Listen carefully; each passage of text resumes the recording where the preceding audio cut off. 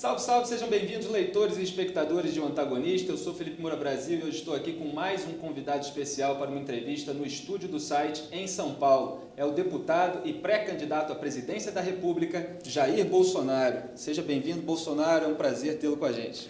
Obrigado pelo convite. Eu espero poder ser útil para com essa gama de fãs que você tem, entre eles eu. Bolsonaro, o senhor tem 7 mandatos como deputado federal, cerca de 27 anos na Câmara dos Deputados. Qual é o conjunto de fatores que fez o senhor agora e não antes embarcar nessa empreitada da candidatura ao Planalto? Ô Felipe, eu cansei da Câmara, né? E no meu entender, com 62 anos, com 60 na época, né, eu achei que eu poderia ser uma opção para o Brasil no futuro, sabendo da minha estatura, sabendo dos problemas que eu teria, e enfrentar um sistema poderosíssimo, como eu estou sentindo agora essa carga toda contra mim. E na nossa bandeira, valores nunca defendidos, não só pelos que estão no poder ainda, bem como naqueles que pleiteiam o poder. Então, acho que nesse conjunto de ideias, eu resolvi me apresentar como uma opção por ocasião das eleições desse ano. E até o momento, estou sendo bem sucedido. Sei que a cruz é pesada demais, mas ele não nos dá um peso que você não possa suportar. E a que se deve esse cansaço da Câmara? É o cansaço da rotina de trabalho mesmo ou é o cansaço de não conseguir levar adiante certos projetos que o senhor gostaria de levar?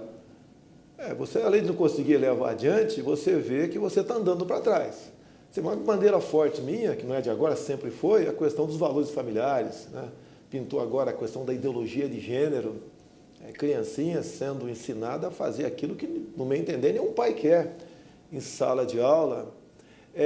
Nós marchando cada vez mais para a esquerda, o nosso comércio sendo feito fora do Brasil pelo viés ideológico, a violência crescente, o pessoal achando que é falta de mais política de direitos humanos. Não é o contrário.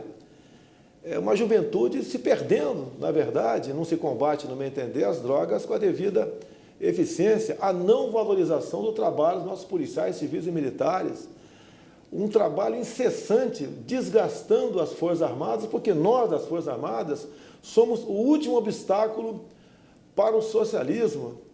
E nesse mar de coisas erradas, alguém tem que buscar o ponto de inflexão. Eu tenho certeza, Felipe, já falei isso, fui criticado, tem muita gente melhor do que eu por aí. Mas entre os pré-candidatos que estão aí, não, eles são muito parecidos. E esse Titanic chamado Brasil, a continuar nas mãos dessas pessoas, o Brasil continuará afundando e é um preço que eu, você, todo mundo vai pagar.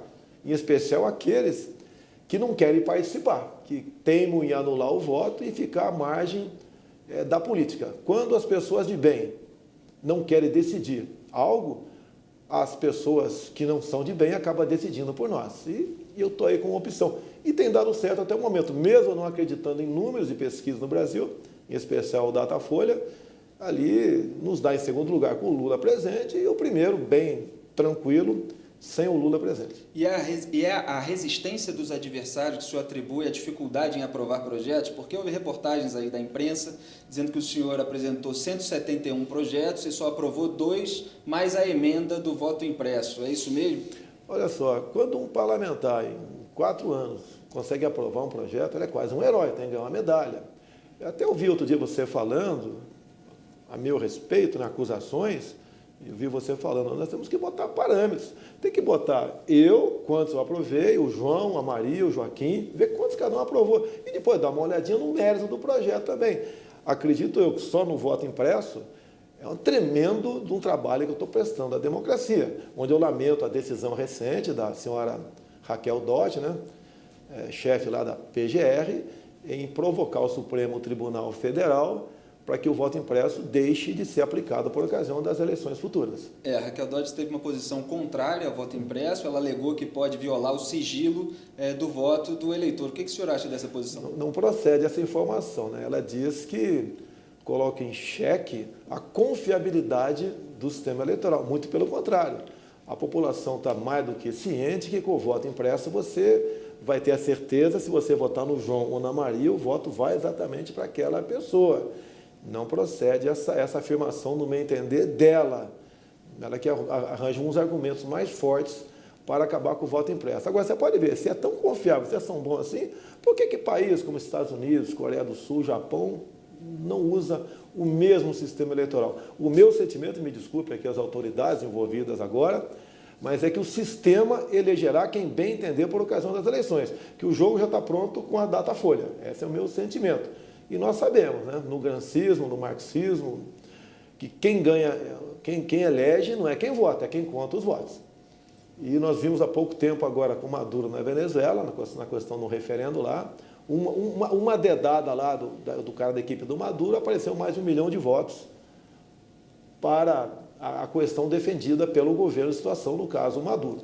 E mais uma coisa, Felipe, em 2014, em dezembro, Dilma Rousseff esteve em Quito, no Equador.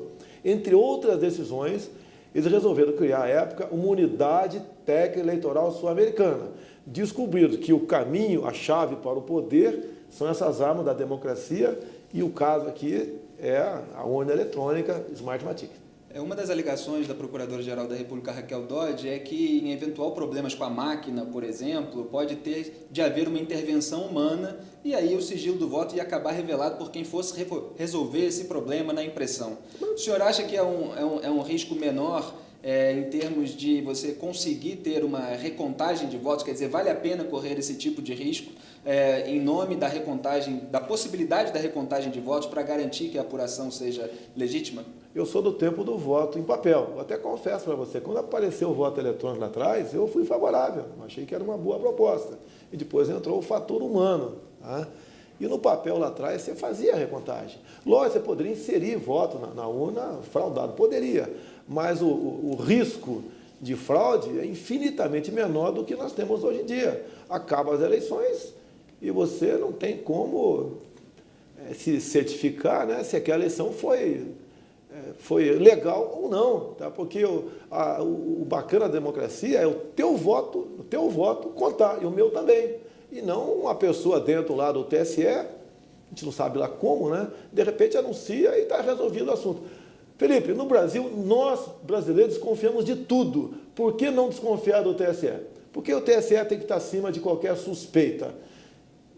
No meu entender, haverá uma participação popular, uma pressão junto ao Supremo, junto a demais órgãos aqui, para que o voto seja no papel. Eu mesmo bolei uma cédula de papel semelhante àquela no passado, não sei se você pegou esse tempo, onde você ia fazer o jogo da loteria esportiva, né, dos 13, do futebol, e você pegava uma maquininha e furava. Né? Eu tenho uma proposta semelhante daquela, igual o cartão, muitas vezes você faz em prova por aí, que você marca os números, é uma cédula bastante pequenininha, você marca e é contado uma maquininha do lado, tranquilo. Você pode depois contar até em forma visual. Então, temos como auditar as eleições. Quem não quer é o sistema no MDB. E sistema, entenda-se, PSDB, PT, PMDB, entidades, instituições, que para eles interessa qualquer um presidente, menos um tal de Jair Bolsonaro. Então o senhor acha que o senhor seria o alvo prioritário caso algum candidato fosse prejudicado pelo sistema das urnas? Olha,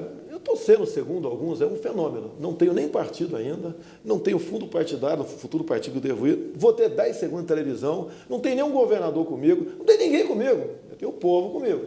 E estou sendo um sucesso. Tá? Então a preocupação deles é essa. Eu sim seria um outsider. E eu sim, em chegando lá, vou cumprir o prometido durante a campanha. Como, por exemplo, governabilidade. O que é governabilidade hoje em dia? É você chega lá, né, prometendo um montão de coisa, acabou as eleições, tu chama os líderes partidários mais importantes para um canto e loteia a máquina pública. Isso chama-se governabilidade. Isso não vai ter comigo. Eu, caso confirme minha candidatura, quando começar aí o período eleitoral, eu já vou ter meus 15, que não vai ter mais de 15 ministérios comigo, já identificado. E não aquela surpresa, acabou as eleições, PMDB, 3 ministérios são teus, DEM, 2, PSDB, 5, PX, 1. E o presidente, ele não manda em nada. Imagine você ir para a guerra, você coronel, por exemplo, Felipe, ir para a guerra e os capitães que vão ao teu lado, você não confia nem sabe quem são eles, não vai dar certo, vai perder a guerra. Hoje em dia o Temer liga para o ministro X, ministro, eu pretendo fazer isso, assim, assim, assim, assado. O ministro tem toda a liberdade de falar, ô Temer, fica na tua, tá ok? Você vai perder 20 votos para a reforma da Previdência. Esse ministério não é teu, é do meu partido, fica quieto. É isso que acontece. O senhor uma vez disse até, usou uma expressão forte, falou, eu não sou piranho, para mostrar que os políticos nem sequer procuravam o senhor, porque o senhor acredita que eles acham que não conseguiriam comprar o seu voto. Raríssimas vezes me procuraram para fazer negociata em Brasília, né? E fui perguntado agora de novo, há muito tempo não fui procurado, né? E eu falei, ó, eu não sou piranha para ser procurado, eu não tenho preço. E assim foi dada a minha resposta. E alguns até criticam, né, que de vez em quando eu sou humano igual a você. E o senhor acha que é possível governar assim, sem o toma lá da cá tradicional na política brasileira? Agora eu vou dar um checkmate em você, né? Todo mundo faz essa pergunta. Se não existir outra maneira, então a maneira que vamos continuar governando é assim. Petrobras, tal diretoria para você, a vice-diretorias da Caixa Econômica partir entre partidos, ministérios, e vai continuar essa bagunça que está aí. Então o sistema atual, dito democrático atual, é muito bom para a nata da política brasileira. Então o senhor assume as consequências, por exemplo, se o Congresso vir a depor o senhor no seu eventual governo, em função de o senhor não se render ao toma lá da cá. Poderiam até depor, né, mas não seria por omissão nem por corrupção. E tenho certeza, se um dia eu conversar com o Moro, vai ser uma conversa amigável, e não ele fazendo perguntas para mim. Agora, o senhor diz que o povo está com o senhor, e ao mesmo tempo o senhor desconfia muito das pesquisas. Então, qual é a base? São as viagens pelo Brasil, é o carinho nas ruas? Se você sair comigo, dar uma volta aqui fora, tu vai ver. Assim, em qualquer lugar do Brasil. E as pesquisas agora colocam o senhor como segundo colocado, e com o Lula considerado inelegível, o senhor passa a liderança. Quer dizer, as pesquisas estão colocando o senhor numa posição muito boa. Não, não é muito boa, no meu entender, é muito melhor do que está aí. Eu não ouço falar o nome de outros candidatos, não ouço. Tá? E assim como, não é eu, os amigos que estão comigo, eu converso com eles, na tua comunidade, no teu prédio, né? no bar lá da esquina, vai comer um churrasquinho de gato, e a conversa é exatamente que não aponto outros candidatos. Inclusive, eu estou bem no Nordeste, Paraíba, Rio Grande do Norte, Pernambuco, Ceará. Até nesses locais eu tenho um sentimento que estou bem. Vou pousar brevemente agora em Dourados, Mato Grosso do Sul. A recepção vai ser excepcional, no meu entender. Imagine se um outro pré-candidato qualquer pousasse em aeroporto com essa popularidade que eu tenho. O que os jornais não estariam falando? Né? Comigo não tem uma linha, você não vê uma linha. Globo, Folha, Estado de São Paulo, Correio Brasiliense, nada. Agora, os jornais locais, né? Como tive a crítica agora, a última viagem minha foi a crítica lá em Manaus. O jornal crítico falou, tinha por volta de 4.000 pessoas recepcionando. Agora, nessas recepções nos aeroportos, tem militância também? Nenhuma, zero. Eu só boto no Facebook, né, e no WhatsApp que estarei em tal local, participando de tais eventos, como, por exemplo, agora, eu vou tratar do assunto do agronegócio em Dourados, e vem gente da região toda. Problemas deles, entre outros, né? Indigenista. O índio é nosso irmão. E está sendo usado o índio para invadir terras, MST. Né? Nós estamos aqui importando arroz e milho, tá? Ali dos países outros do Cone Sul. Estamos importando bananas do Equador, andando 10.000 quilômetros pelo canal do Panamá. Estamos importando etanol dos Estados Unidos para o Rio Grande do Norte. Estamos indiretamente importando coco. Vem a passa d'água de coco para nós, ela é reidratada aqui. Coco, lá no Nordeste, se cultiva muito isso aí, o produtor bota 10 centavos do coco na porta lá da tua chácara e ninguém quer comprar. Esse é o retrato do Brasil. Que país é esse que importa esse tipo de produto? Eu sou favorável ao livre mercado, com países livres, mas não essa forma de mercado. Então essas coisas a gente trata e busca, né, ouvindo a população, qual seria a solução. E o senhor é muito identificado com a pauta de segurança pública, que o senhor já afirmou várias vezes que é prioridade na sua campanha e no seu eventual governo, e agora os partidos estão fazendo pesquisas internas e estão percebendo que é uma prioridade da população brasileira também. Qual é o seu plano para o combate à criminalidade no Brasil, Bolsonaro? Estão acordando agora para essa pauta, né? Eu digo o seguinte, a violência se combate com energia ou com muito mais violência. Até vejo uma passagem rapidamente do Trump agora na sua análise de um ano de governo, rapidamente. Ele diz que a sua polícia de fronteira, né, tem vencido ali o combate na fronteira por ser mais forte do que o inimigo. O que o nosso policial civil e militar precisa no Brasil para vencer o inimigo? Ser mais forte. Não é apenas armamento e equipamento, é uma legislação que lhe dê retaguarda jurídica. Ele entrando em confronto, caso ele venha bater o inimigo, ele responde, mas não tem punição, como acontece nos Estados Unidos. O que os nossos policiais precisam, e nós também, como cidadão, é de retaguarda jurídica. Você sabe, Felipe, se alguém entrar na tua casa, caso você tenha uma arma legal, que é muito difícil, e você dá mais de 2 tiros no marginal, você vai responder por excesso de legítima defesa, como está respondendo, acredite, o cunhado da Ana Hickman. Então, essa forma de combater a segurança, no meu entender, você pode torná-la efetiva mexendo em 2, 3 artigos do Código Penal. E a política atual de desencarceramento, audiência de custódia, que não é lei, que é uma invenção do CNJ, essa questão do politicamente correto, direitos humanos, dá outra oportunidade para quem comete crime bárbaro. Logicamente que a violência tende a crescer. E o pessoal olha para mim como uma pessoa que quer resolver esse problema nessa base. Energia ou muito mais violência. E retaguarda jurídica para nós, cidadãos de bem, e para os agentes de segurança. Agora, essas propostas de retaguarda jurídica para os policiais, por exemplo, vêm muitos críticos e acusam o senhor de estar dando um passe livre para execuções, por exemplo. Qual é o limite disso? Porque há policiais que podem eventualmente errar e há policiais que são corruptos, que são criminosos. Quer dizer, isso existe no Brasil. Não digo que é uma porcentagem alta ou baixa, mas acontece e eles eventualmente são processados. Essas propostas não correm o risco de desandar nesse sentido? Eu quero dar o passe livre, usando a tua palavra, para o policial não morrer. E se ele tem uma arma na cintura, um fuzil no peito, o Estado que deu aquela arma para ele.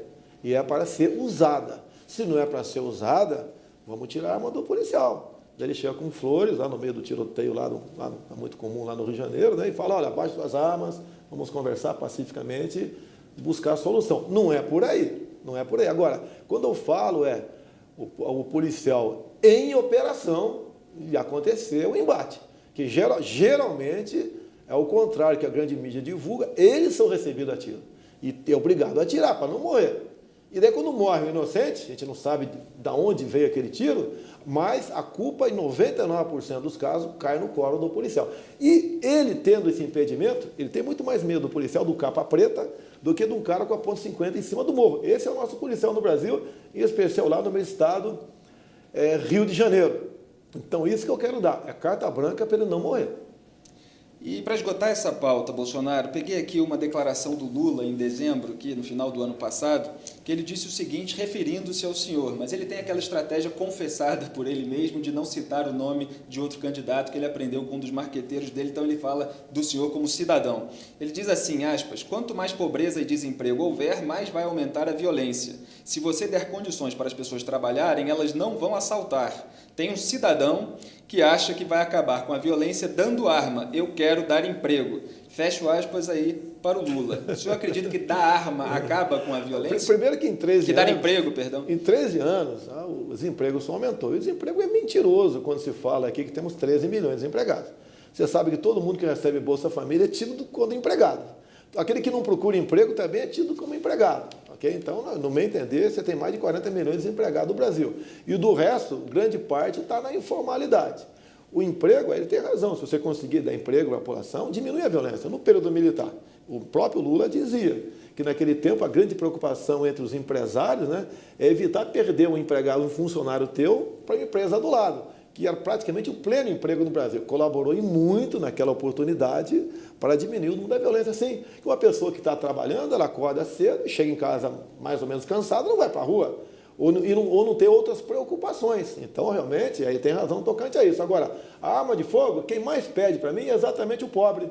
Porque ele não tem paz nem dentro da sua casa. E quem tirou a arma do povo foi o governo FHC e o Lula, na questão do Estatuto de Desarmamento, que inclusive não respeitaram o referendo, que o povo queria continuar comprando armas e munições, e o pessoal desbordou a decisão popular, ele não aceita a decisão popular, e praticamente impediu, né, por critérios subjetivos, um cidadão comprar arma. Então, o cidadão quer, no primeiro momento, é paz dentro de casa. E para você ter paz dentro de casa, você tem que ter uma arma de fogo. E vou mais além ainda. A questão do desarmamento, pregada pelo PT, PSDB, é uma forma de você pavimentar o caminho para a ditadura naquele país. Por quê? A arma de fogo, além, no meu entendimento, defender a tua vida, defende a liberdade de um povo. Fizeram o mesmo na Venezuela em 2012. Desarmaram a população, não tem reação. Olha o que está acontecendo naquele país.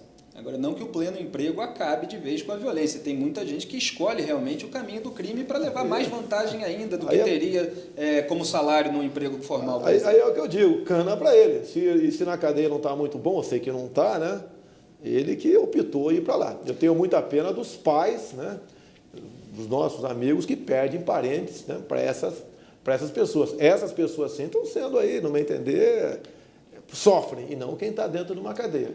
Agora, Bolsonaro, a gente está gravando essa entrevista aqui no dia 6 de fevereiro, está prevista para o dia 19 de fevereiro a votação da reforma da Previdência. O senhor tem feito algumas críticas ao texto da reforma da Previdência. Quais são elas e como será o seu voto? Primeiro que ninguém sabe qual é essa reforma que está, ela muda constantemente, né? O que nós temos que fazer uma reforma na Previdência Pública. Eu lembro que o meu pai, né, a molecada costumava mesmo, proibida, né, pegar uma canoa, atravessar o rio para pegar a jabuticaba da outra margem. Meus pais sempre diziam para a gente, se der água, não tente tirar água da canoa, né? Não, furar a canoa, reme para o barranco. É a mesma coisa. O que nós temos que acabar num primeiro momento? Com as incorporações que aí sim tem a origem dos super salários. Você, por exemplo, é empregado numa Câmara Municipal do Rio de Janeiro, ganha 10 mil por mês. Você pega um cargo de comissão de 12 mil. 8 anos depois você incorpora esses 12. Fica mais 8 nesse mesmo cargo de comissão. Mais 8 anos, então, você incorpora mais 12. 12, 24, com 10 mil de inicial, tu passa para 34 mil. Vamos acabar com as incorporações. A questão da idade. Quando o governo bota 65, você vai ver, poxa, muitos setores da sociedade não tem como trabalhar não consegue fisicamente chegar lá. Então, no serviço público, hoje em dia você tem que ser 60 de idade 50 e 35 de contribuição, aumenta mais um em cada um. Vai paulatinamente resolvendo essa questão. Ataca a fraude, ataca os devedores, como a JBS Friboi, entre outros. Parte por aí. Se você paulatinamente, você tem que mudar uma solucionada isso aí. Agora, uma coisa mais importante ainda, Felipe, você pode ver, o governo toma medidas para aumentar dinheiro no caixa, não é via aumento de impostos, via desregulamentações, desburocratização, facilitando a vida do empreendedor. Hoje em dia tem muita gente, muito empresário, está indo para o Paraguai. Está muito mais vantajoso você abrir uma empresa lá do que aqui, dado a falta de burocracia lá, que isso é muito salutar para a nossa economia. E mais ainda, quando você fala, agora alguns já concordam comigo, né? Eu falava há mais de ano, que com violência não há economia. Você tem que combater a questão da violência para você ter economia. Eu não saio na Barra da Tijuca para comer uma pizza à noite com a minha família. Com medo da violência, preocupado com a violência. Sim. Em consequência, ano retrasado, 400 estabelecimentos comerciais fecharam só na Barra da Tijuca, em grande parte, questão da violência. Então, combatendo a violência, você tem até turismo no Brasil. Você tem locais no Brasil que são maravilhosos para o turismo. Por que você não vai? Medo da violência. E o país aqui devia, no meu entender, ter muita receita de turistas de fora do Brasil. O senhor vai votar contra ou a favor da reforma da Previdência? Essa que eu não voto favorável a ela. Não vota favorável? Não voto favorável a ela, que eu estou apresentando a minha proposta. Quer dizer, pode ainda haver discussão na Câmara e haver mudanças no texto e o senhor acabar votando a favor? Dificilmente, se mudar aquilo que encaixou. Eu já procurei líder do governo e dei essa proposta para ele, como estou dizendo aqui, incorporações, aumento o ano. Agora, você pode ver, o governo tem que tomar medidas para entrar dinheiro no Tesouro sem aumentar impostos. Essa é uma das preocupações que eu passei para o Paulo Guedes, que nós temos conversado bastante no tocante à economia. Tanto é que qualquer decisão minha, eu não tomo mais no tocante à economia, até porque eu confesso publicamente que não é que é um fraco meu, é um fraco de todos os brasileiros, basicamente. Quem que entende economia com profundidade? Isso não é. Isso, no meu entender, é uma maneira que eu estou confessando, não é uma deficiência, é uma coisa que eu não aprendi. É a mesma coisa você chegar para o economista e falar o que ele entende de Forças Armadas. Não entende nada também. Então não está habilitado a ser presidente da República, que nós temos que ter humildade para escolher as pessoas certas para debater, conversar, tomar decisões nessas diversas áreas. Quer dizer, o senhor é muito criticado por não entender de economia, embora esteja reconhecendo que não entende muito, e é muito criticado também pela mentalidade de militar nacionalista estatizante, essa mentalidade, como dizem os seus críticos e como uma parte do seu histórico de proposições na Câmara também mostra, num certo sentido, pelo menos de acordo com essas alegações. Então, a escolha, a sinalização de que o Paulo Guedes, um economista liberal, será o seu eventual ministro da Fazenda, foi uma maneira de matar dois coelhos com uma cajadada só? Não, da Fazenda barra planejamento. Já fundir isso daí. Eu vejo em Brasília um partido indica o ministro da Fazenda, outro do planejamento. Daí tem uma briga. Tá? Comigo não vai ter essa briga. É um ministério só e Ele vai tomar as decisões naquela área, logicamente, que a gente vai dar um palpite, uma sugestão, vai conversar, não é ele que vai ser o dono todo poderoso lá, nem eu por lado de cá, caso seja presidente. É uma conversa entre todos ali. Você pode ver, Fernando Henrique Cardoso não entendia de economia, e foi ministro da Economia. O presidente, ele Itamar Franco. Os assessores lá do FHC, que criaram o RV e o Plano Real, eram assessores, economistas, que já vinham de planos econômicos que tiveram sucesso no passado, e acabou dando certo. A Dilma Rousseff era a única economista nos últimos tempos, levou o Brasil onde estava. Até costumo brincar, né? Ainda bem que eu não entendo economia como esses caras. Olha onde esses caras tão entendidos de economia botaram o Brasil, lá embaixo. Mais uma coisa? Não, a escolha do Paulo Guedes é da mentalidade estatizante também. Não, essa coisa estatizante. Tentam me atacar. Tá? No período militar, sim, o Brasil foi estatizante. Até dou um exemplo. O nosso parque gerador de energia, Itaipu Binacional, teria como fazê-la com dinheiro privado? Alguém teria dinheiro para fazer aquilo? Aplicaria nisso? Não. Foi aqui a questão militar. E o militar conseguia manter os estatais funcionando, por quê? Raramente tinha pressão política para indicar padrinhados para lá. Tanto é que você vê, alguns falam, não se investigava. Mas pega os generais, presidente, vê se tem algum rico. Nenhum ficou rico. Até os seus ministros, né? Em grande parte, militares, nenhum ficou rico também. Isso daí me ataco porque eu votei contra algumas propostas em 94.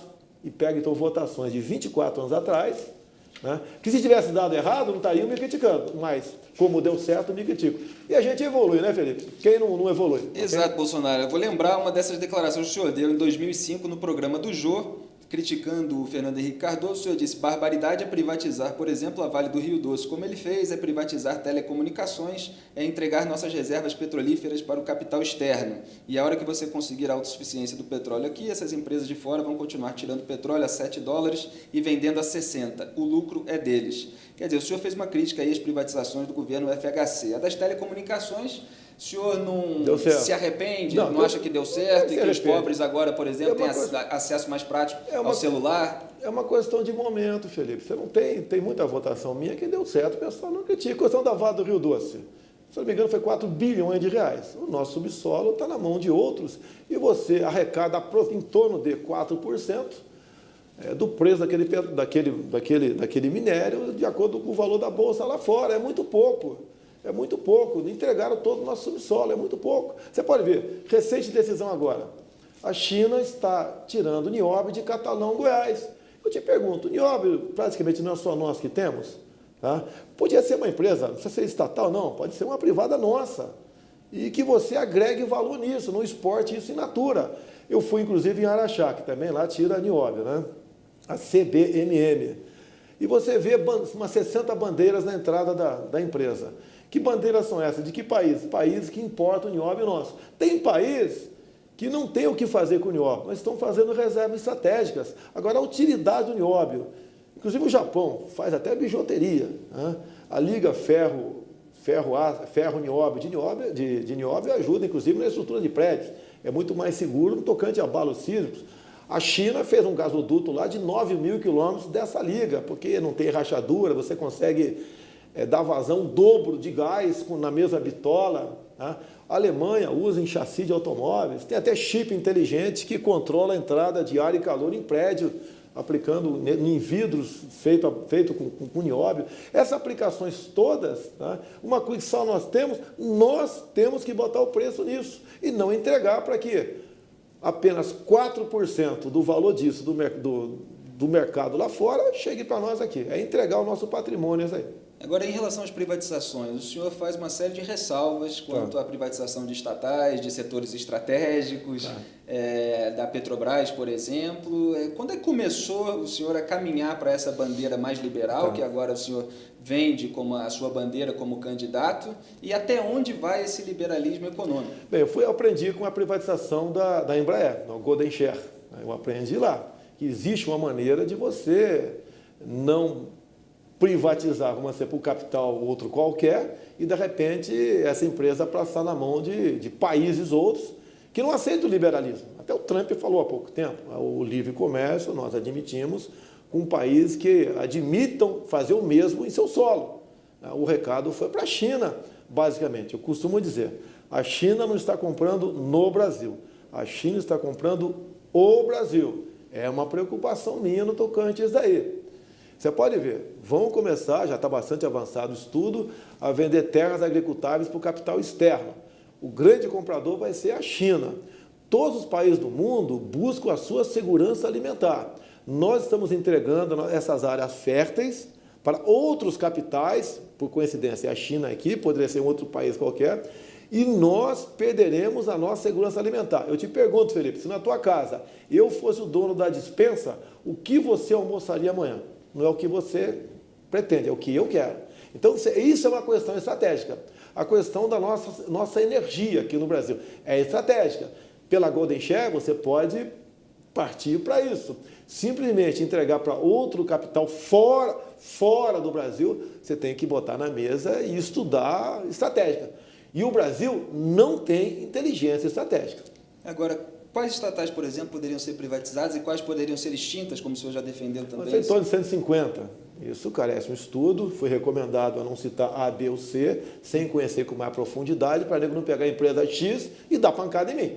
Como eu falei sobre a questão da saúde, né? Como é que você vai melhorar a questão da saúde? Perguntaram para mim. Daí eu ouvi o deputado Mandetta, que é médico de Mato Grosso do Sul, e deu uma sugestão. Ó, Bolsonaro, onde se mais gasta na saúde são aqui as UTIs.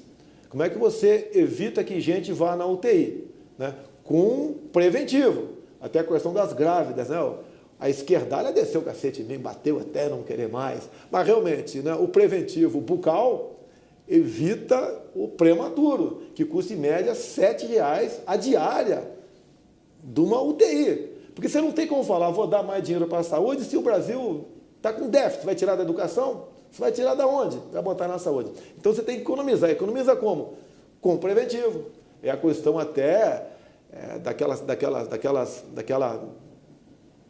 parte da saúde que trata aí da saúde familiar, é você ter um programa agregando gente, formar educação física, tem muita gente que está desempregada por aí, não é tão simples as coisas, mas buscar o preventivo na questão, um grande problema que temos no Brasil, que é o quê? Sedentarismo e obesidade.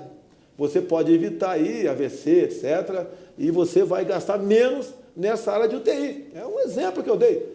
O pessoal da petralhada desceu o cacete em mim, como se no tempo do PT a saúde fosse uma coisa que funcionava a contento no Brasil. O senhor não está sedentário nesse período pré-campanha? Não, muito bem. Eu sou formado em Educação Física, por coincidência. Fui pentatleta das Forças Armadas por 4 anos. Por um tempo fui recordista da prova de 8.000 quilômetros, né, nessa modalidade. E estou rodando o Brasil todo. E, Bolsonaro, dessas cerca de 170 proposições que o senhor fez como deputado, mais de um terço, segundo reportagens da imprensa, procura atender interesses corporativos dos militares. O senhor é criticado também por causa disso, em função também de levantar agora a bandeira liberal que iria contra essas medidas tomadas pelo senhor, que buscam beneficiar alguns grupos em detrimento de todos os contribuintes. Como é que o senhor se defende e o senhor acredita que valeu a pena fazer essas propostas? Olha só, uma das propostas minhas. Os militares das Forças Armadas recebem até o 5º dia útil do mês subsequente. Já o pessoal do Legislativo e Judiciário, até o 2º dia útil, após o dia 20 do mesmo mês. Você não acha que está esquisito isso aí? Então tem proposta minha para... Não somos servidores públicos? Não, eu sei que nós somos, tem um nome diferente, mas como um todo, não somos servidores públicos, não temos uma mesma origem de recurso, não é a mesma origem nenhuma, por que não pagar no mesmo dia? Nós perdemos muito por ocasião do Plano Real, né, exatamente por causa disso.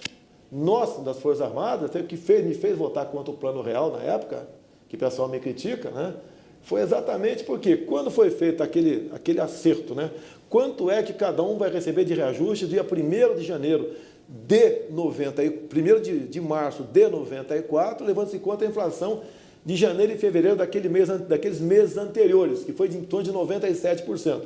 O pessoal do Legislativo e Judiciário teve um aumento muito maior, porque eles tinham, inclusive, uma antecipação mensal de 20%, quando a inflação ultrapassava esse valor, e tendo em vista eles receberem antes, o percentual de aumento foi maior para eles. E eu queria o mesmo tratamento para as Forças Armadas. Então, tinha projeto nesse sentido. Logicamente que foi derrotado. Agora, na Previdência, né? Até alguns querem que os militares das Forças Armadas entrem na Previdência e tenham o mesmo teto no final da carreira, em torno de R$ 5.500. Eu falei, olha, eu topo, mas vamos dar para o militar fundo de garantia, hora extra, adicional noturno, direito à greve.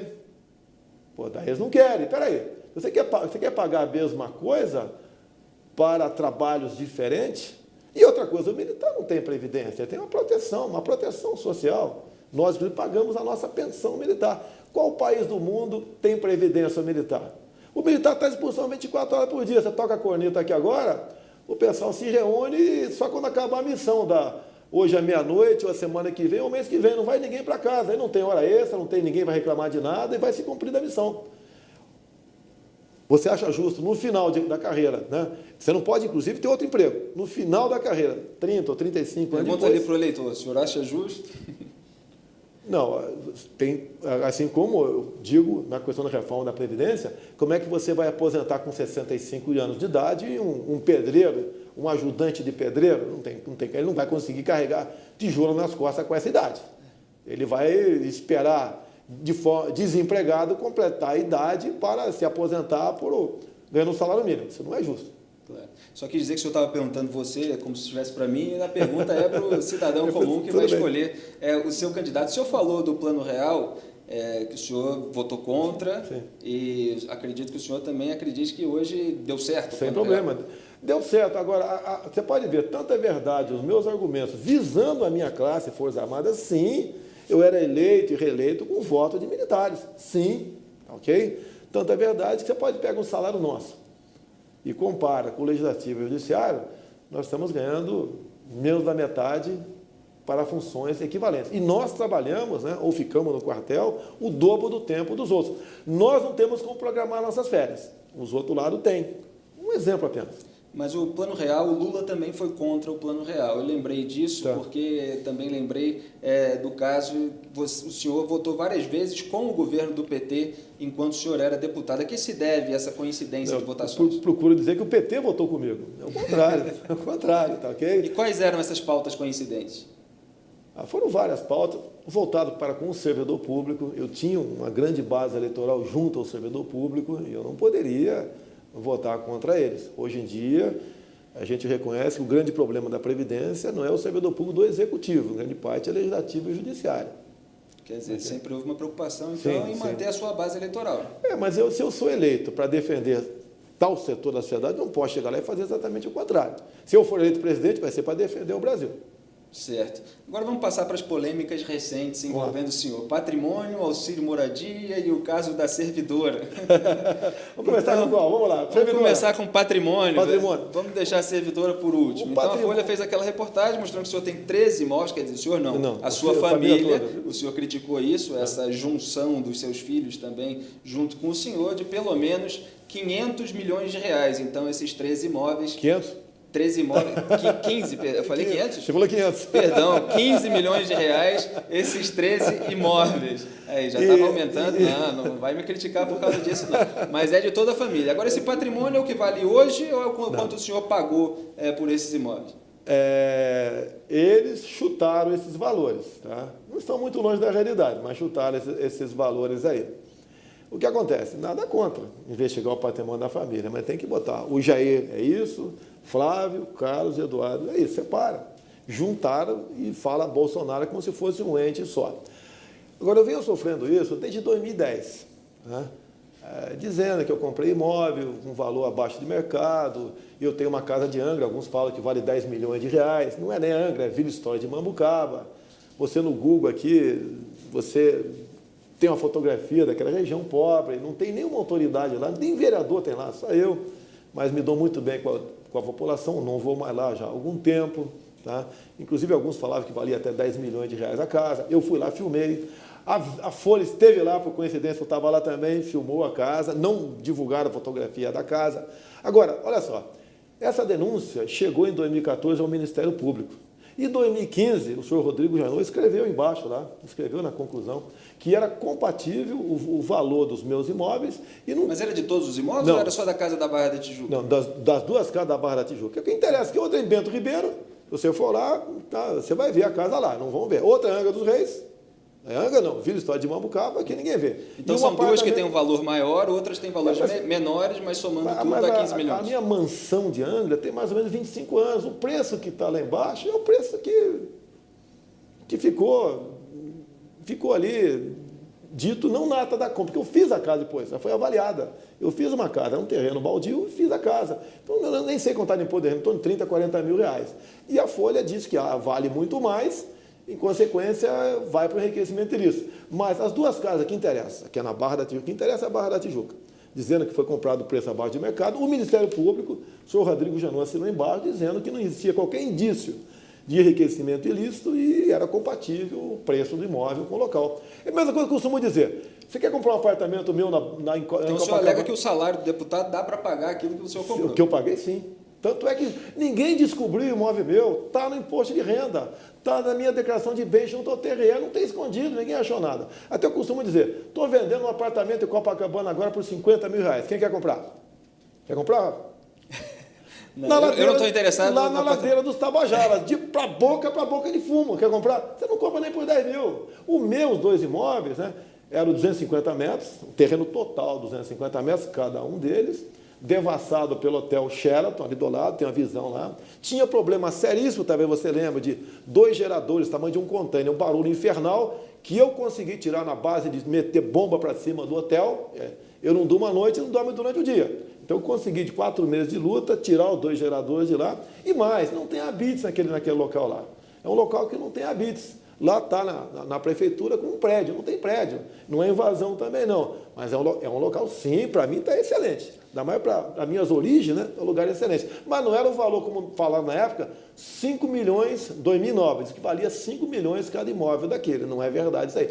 Vizinho meu na frente agora, uma casa dupla, que equivale às 2 casas minhas, está sendo vendido por 4 milhões e 300. Se você oferecer 2 milhões de cada casa, você compra. Então, 2018, está valendo, estão oferecendo por 2 milhões cada casa. Em 2009, valia quanto? É só fazer a devida atualização, o boom na questão imobiliária que houve no Rio de Janeiro e as condições de cada casa. E o senhor, além de transferir votos que ajudaram certamente na eleição dos seus filhos, o senhor também contribuiu para a construção do patrimônio deles?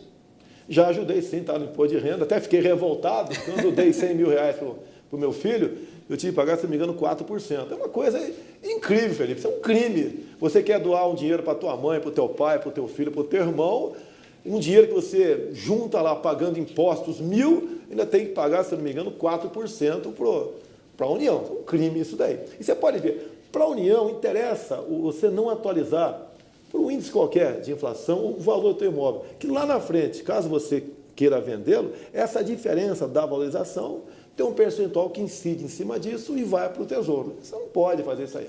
É um crime isso aí também. E sobre patrimônio, o senhor tentou impugnar a pesquisa do Datafolha, eu estava procurando aqui nas minhas anotações, mas não achei agora, mas eu lembro de cabeça aquela pergunta que foi feita pelo Datafolha aos entrevistados, sobre se eles estavam cientes das denúncias relativas ao aumento do patrimônio do senhor durante o exercício da sua vida pública.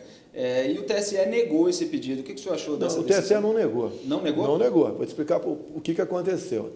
A Folha de São Paulo faz a matéria. O objetivo é me desgastar, na base da calúnia. Ignora o parecer do PGR que meus imóveis são legais. E daí na pergunta, diz que houve denúncia, é lógico, você é uma pessoa humilde. Vamos supor que seja perguntado. Eu não sei se a pergunta foi antes ou depois. Ô, seu Felipe, o senhor tem conhecimento das denúncias, do enriquecimento, né, do aumento do patrimônio do deputado, desde quando ele chegou na política? Você fica com a pulga atrás da orelha. Você começou, opa, se Bolsonaro é tão bandido quanto outros aí acusados de ter enriquecido ilicitamente.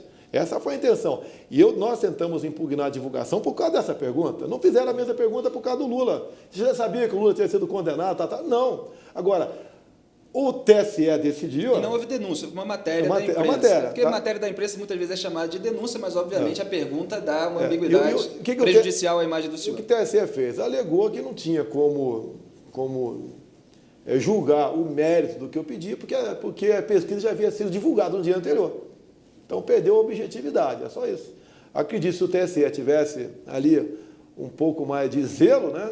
Porque se fosse para o Lula, essa liminar seria rapidamente batida o martelo. Foi estranha essa alegação de que a pesquisa já saiu, então não tem que julgar, é só esperar sair e depois de alegar isso. Agora, nós ficamos sabendo 2 dias antes, fizemos o trabalho direitinho, alguns alegavam aí que eu estava contra a liberdade de expressão, não sei o quê, nada O senhor chegou a ser informado do resultado dessa Não, nós não ficamos, nós ficamos sabendo que ia, e daí fomos atrás, levantamos, tinha essa pergunta marota lá. E daí a própria Datafolha já diz, o Bolsonaro não cresce, já começa a cair.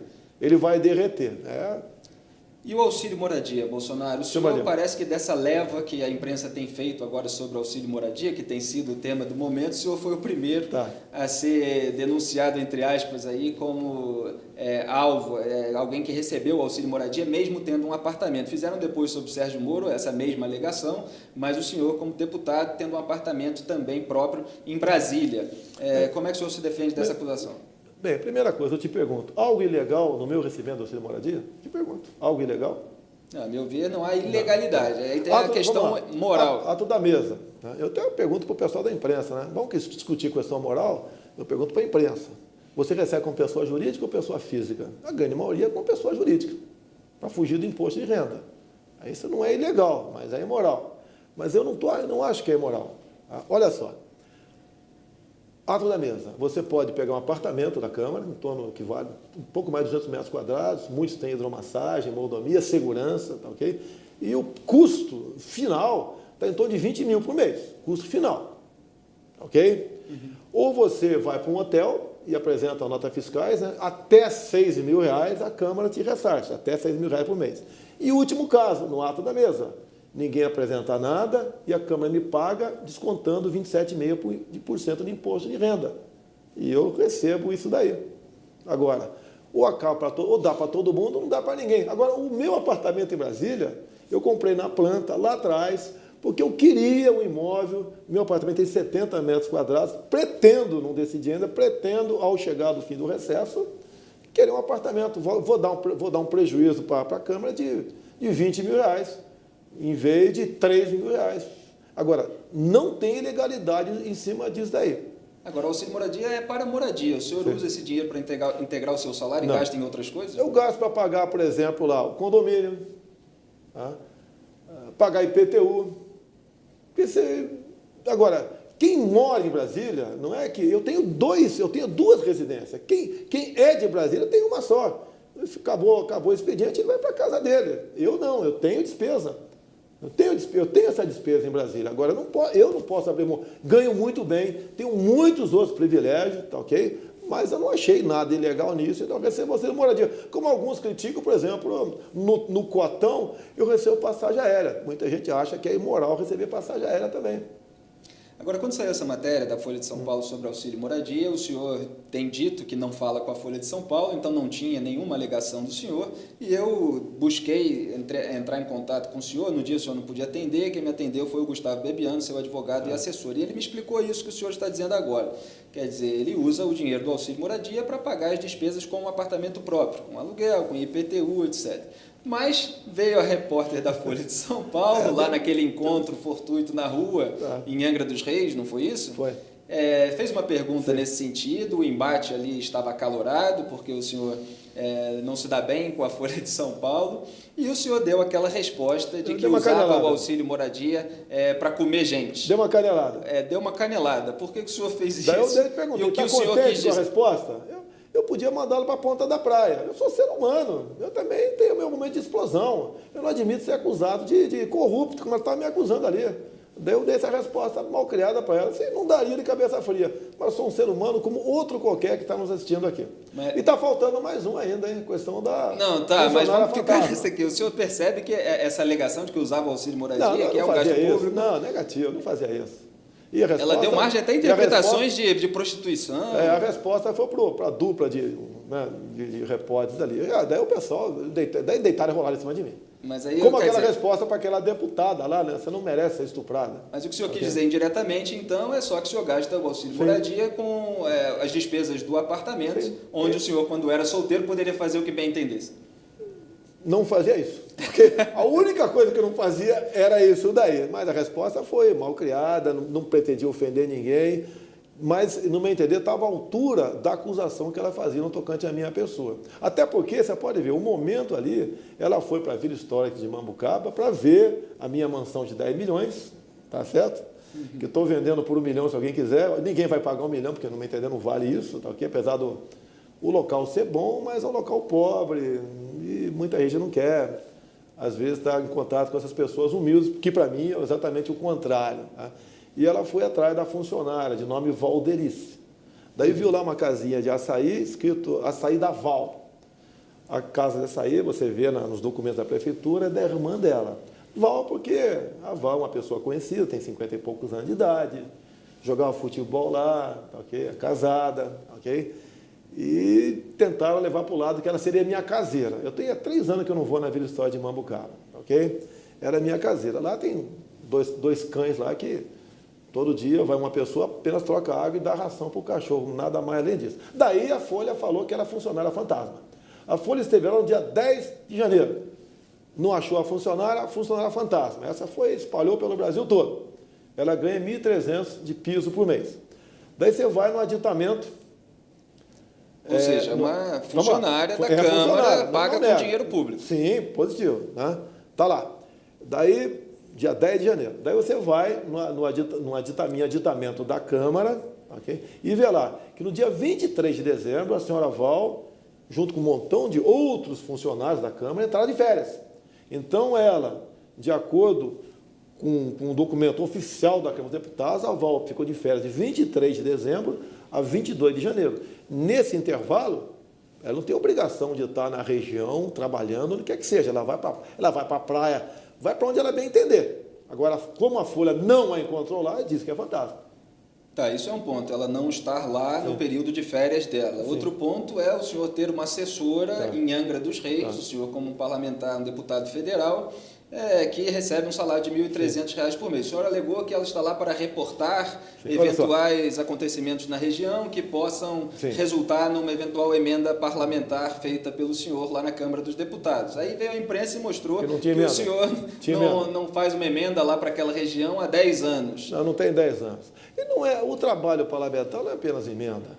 O Colégio Naval de Angra dos Reis tem emenda para lá. Eu já apresentei emendas lá, quando o Jordão era prefeito, voltou a ser agora também. O trabalho não é apenas esse.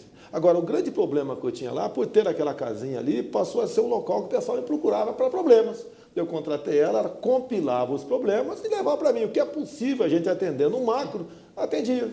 Essa foi a intenção. E não é porque tem 3 anos que eu não frequento lá, eu teria que mandar ela embora. Porque tem 3 anos que eu não frequento. Que também fui acusado, faltou a Folha explorar, de crime ambiental. Tá ok? E você, quando vê aqui, Felipe, com todo respeito a você, crime ambiental, o que vem na tua cabeça é que eu estaria destruindo lá o meio ambiente, pescando com bomba, que de vez em quando acontece, arrastando rede para, na época da desova, pegar robalo na boca do rio, porque o robalo se reproduz em água doce. Não, eles inventaram, né, e me denunciaram por estar pescando com varinha em área de proteção ambiental. Só que você vai no auto de infração, ela é do início de março de 2000, é numa terça-feira de março de 2012. Nessa terça-feira de março de 2012, de acordo com aquele horário, quase no mesmo horário, você vê uma presença minha no painel de votação da Câmara. Ou seja, eu não estava lá. Documentalmente comprovado. Mas os caras denunciam, o cara que me denunciou, que é um funcionário do IBAMA, filiado ao PT, depois foi ser secretário do Meio Ambiente do PT de Angra, da então prefeita Maria Raba, do PT, eu fiquei 3 anos sangrando como criminoso ambiental, achando que eu tinha ilha lá, como, sem entrar em detalhe, né? O outro pré-presidenciável tinha, naquela região lá. Não tem nada a ver. E o processo foi arquivado. O outro pré-presidencial? Não fala nome não, tá? Luciano Huck? Tá? O meu foi arquivado. Tá, ok? E a acusação, e é uma coisa que centenas de pessoas pescam de varinha na região toda.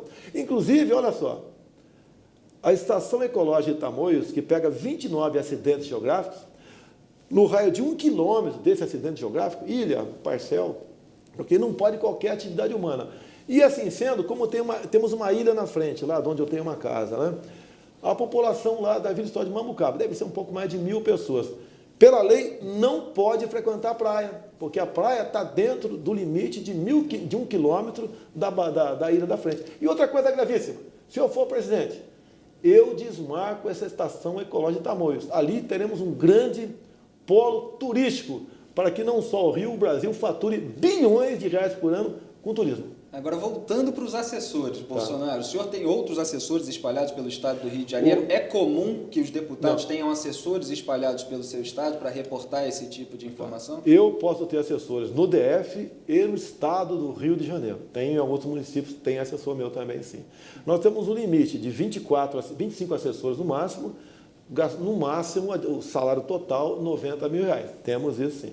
E, se eu não me engano, eu tenho 15 assessores. Uso completamente a verba de gabinete para contratar pessoas, sim. E o senhor acha certo isso?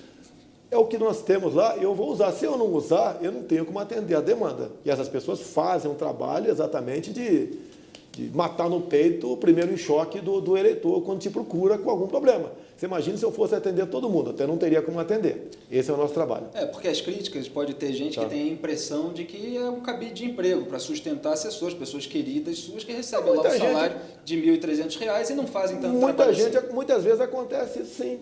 Eu não tenho ascensão sobre os funcionários que estão no Estado. Ele está em confiança lá. Se ele faz algo de errado, eu não tenho. Agora, quando eu preciso dele e dou uma determinação, ele cumpre esse trabalho para mim. Agora, Bolsonaro, o senhor também se apresenta como um conservador em matéria dos costumes. E a imprensa, escarafunchando o seu passado, descobriu uma declaração do senhor sobre o aborto, que a decisão cabia ao casal. Isso aconteceu de fato? Quando foi que o senhor mudou de opinião? Não. Olha só. A decisão sobre o casal, o que eu falei foi o seguinte. Naquele tempo não tinha, por exemplo, o aborto no caso da anencefalia. Tinha a questão de risco de morte para a mãe, e em especial aquela questão do estupro. E daí foi perguntado na questão do estupro para mim, o casal ali, a mulher foi estuprada e engravidou. A mulher pode, o aborto é legalizado. Eu não entro no mérito, filho, mas é legal. E nessa situação, o casal que decide se vai querer gerar o filho daquela pessoa que ocasionou aquele crime de estupro. Foi isso. Eu nunca fui favorável ao aborto. O pessoal pega metade de uma declaração minha e joga como se fosse eu tivesse favorável ao aborto naquele momento. E agora, tem uma citação, não uma só. Se eu fosse favorável ao aborto, teria dezenas de citações. O pessoal muitas vezes vai para um jornal qualquer, sem qualquer qualificação, o pessoal até me entrevista, bota enviesado alguma coisa, daí os outros jornais divulgam aquilo como se fosse uma bomba, algo bombástico, para me atingir. Nunca fui favorável ao aborto. E ponto final. Se um dia eu for presidente, a Câmara vem aprovar, ampliar a questão do aborto, simplesmente é o veto. E a Câmara depois mantém ou derruba o veto.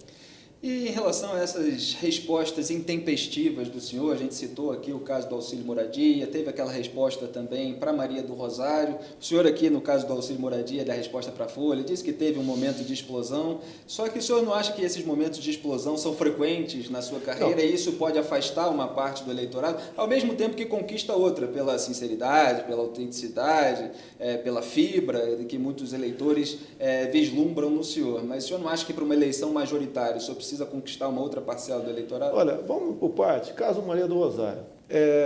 Eu fui convidado para um debate para eu falar sobre a redução da maioridade penal, porque tinha uma PEC nesse sentido. E a outra deputada, porque ela é contrária.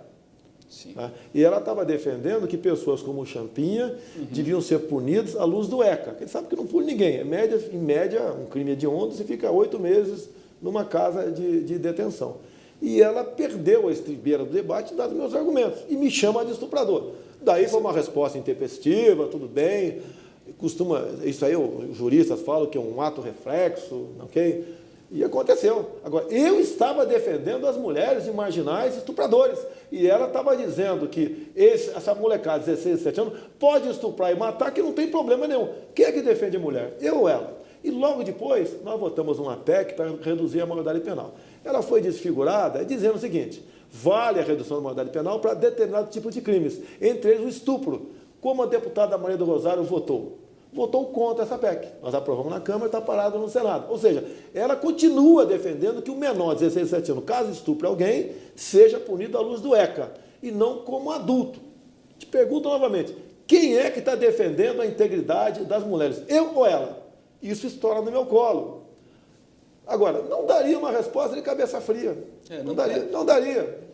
Aqui não se fala em legitimar a posição da Maria do Rosário, eu sei que ela chamou o senhor de estuprador, mas não há maneiras mais inteligentes de reagir a isso, porque dá margem a críticas, até a sua inteligência emocional. Posso fazer a brincadeira aqui? Pode. Qual a tua reação?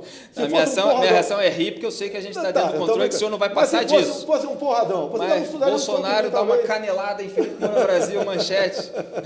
Então, a minha indignação de uma mulher defender o menor, que com mais 4 marginais estupra por 5 dias uma menina de 16 anos, e no último dia ele dá facuada na cabeça dela e degola a menina, esse cara não sabia o que estava fazendo?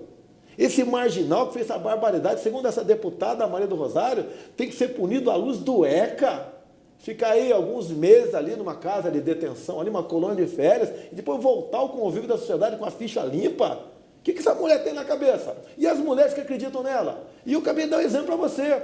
A PEC da redução da moralidade penal para estuprador, ela foi contra. Ela e quase toda a bancada feminina da Câmara. Eu estava provocando o senhor para arrancar do senhor esse tipo de declaração. Não provocou, aconteceu ali. Tudo bem, deu uma canelada. Tanto é que sou réu no Supremo. Quer dizer, o senhor acha que a sua indignação foi legítima naquele momento, o senhor estava defendendo as mulheres. Agora eu ia fazer uma outra pergunta nesse sentido. Nós temos imunidade para falar quaisquer palavras. Está lá no artigo 53 da Constituição. Exatamente. E a denúncia foi da Ela Vieco, a subprocuradora-geral da República, que foi flagrada lá em Portugal num ato petista com uma bandeira fora Temer antes da delação da JBS e foi recebida pelo STF, que ainda vai julgar, analisar o caso. E outra coisa, a Ela Vieco estava rezando na cartilha do PT, tu lembra daquela grande reunião que teve na Bahia, se não me engano, em 2015, Sim. Caderno de tese do PT, está lá escrito lá num dos artigos, devemos buscar apoio de movimentos sociais para caçar o mandato do deputado Jair Bolsonaro. Ou seja, eu sou um paralelepípedo no sapato do PT dentro da Câmara.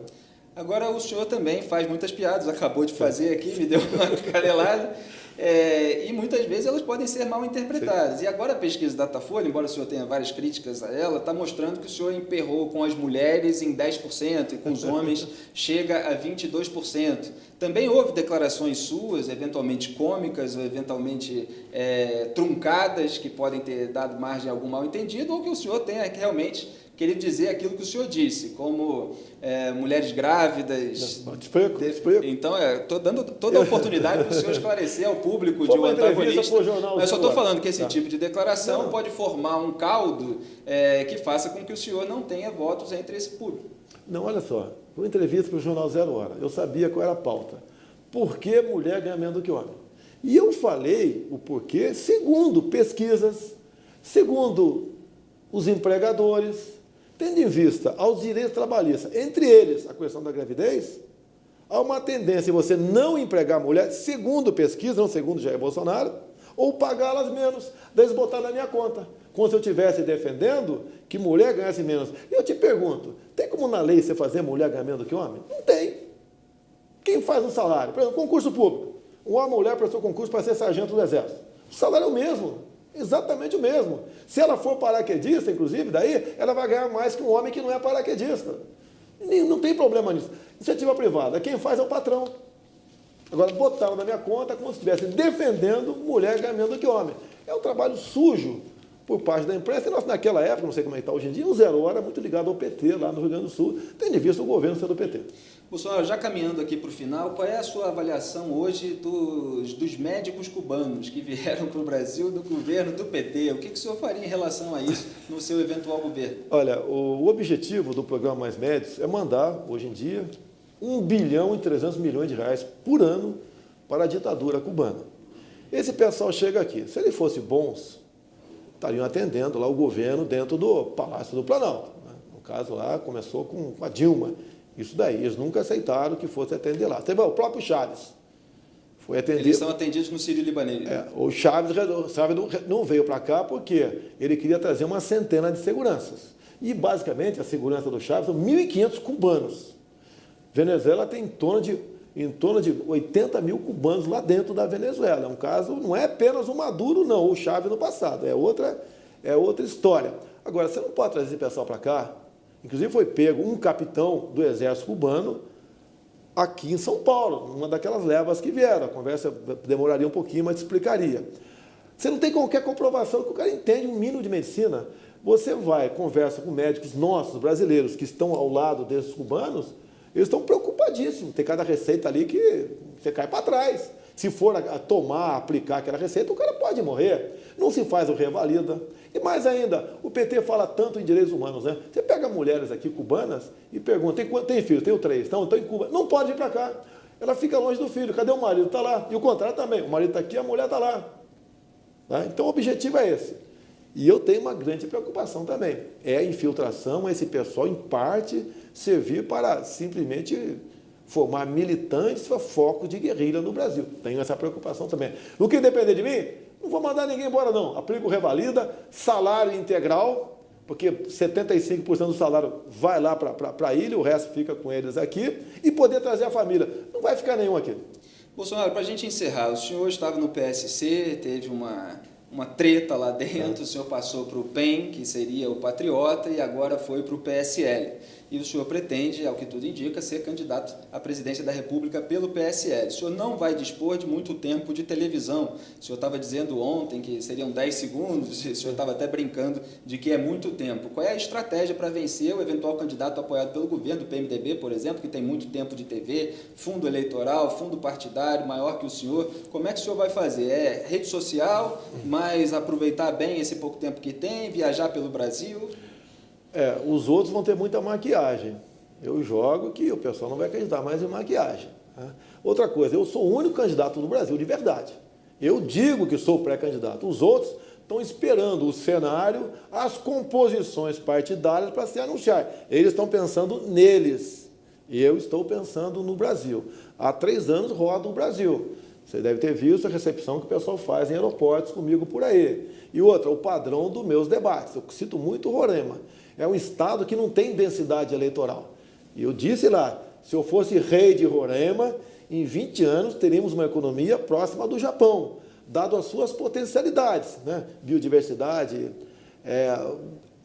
topografia que te permite você construir hidrelétricas, é o subsolo riquíssimo. Agora, problemas eles têm, ambiental e indigenista. Temos como resolver essa questão. Então, essas andanças pelo Brasil estão me dando crédito. O pessoal acredita no que eu falo, questão da segurança. Fazendeiro tem que ter um fuzil.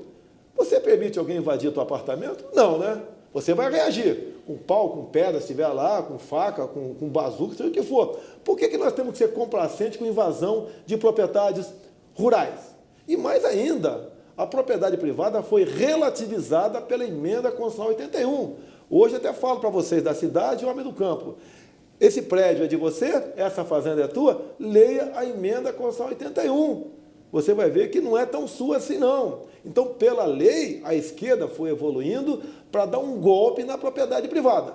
Qual ditadura no mundo existe propriedade privada? Nenhuma. A primeira vítima é a propriedade privada. São as religiões. Então, isso a gente leva e mostra que o Brasil tem tudo para ser uma grande nação. E mostrando, o pessoal acredita na gente. Bolsonaro, o senhor falou que são 40 milhões de desempregados no Brasil, porque o senhor aumenta aí o pessoal do Bolsa Família, que é contado como se fosse empregado. Então vamos fingir que é um debate eleitoral aqui. O senhor tem 30 segundos para falar para o cidadão brasileiro desempregado como é que vai ficar a vida dele no seu eventual governo para a gente encerrar. Nós temos que desregulamentar muita coisa no Brasil. Temos que desburocratizar. Quem emprega tem dito o seguinte para mim: o trabalhador vai ter que decidir um dia. Quem emprega tem dito o seguinte: menos direito e mais emprego, ou todos os direitos de desemprego. Isso, né, quem vai decidir não vai ser eu, vai ser o trabalhador brasileiro. Você acha que o empresário está certo ou não? Como teu irmão, teu parente, teu amigo foi trabalhar nos Estados Unidos, lá não tem direito trabalhista nenhum. Por que não quer voltar mais para cá? Devemos buscar isso? Ou continuar morrendo aqui, né, num mar fictício, de que está tudo bem no tocante aos direitos, mas na verdade não está. A decisão cabe a vocês. Se votarem em mim, se eu for presidente, eu não vou decidir da minha cabeça. Você será consultado, você será ouvido, para que viemos tomar decisões então. Bolsonaro, muito obrigado pela entrevista, foi um prazer enorme. Eu sou Felipe Moura Brasil, entrevistei aqui o deputado e pré-candidato à presidência da República, Jair Bolsonaro. Acompanhe diariamente www.oantagonista.com. Um grande abraço e até a próxima.